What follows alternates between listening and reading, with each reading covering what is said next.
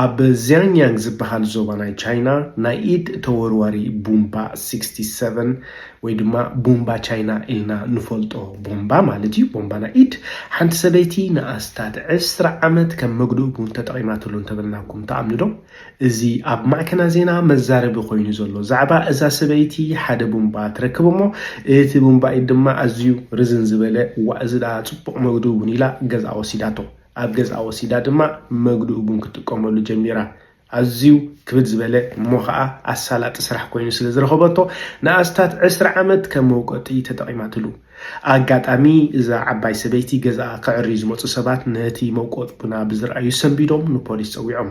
ፖሊስ ድማ ነቲ መውቀጢ ቡን ብዝረኣይዎ ናይ ካልኣይ ኩናት ዓለም 67 ሃንድ ግሬኔድ ወይ ድማ እቲ ቡምባ ቻይና ኢልና ንፅውዖ ቡምባ ምዃኑ ኣረጋጊፆም። እዚ ዜና ድማ ኣብ ማዕከን ዜና ዓለም መዛረቢ ኮይኑሎ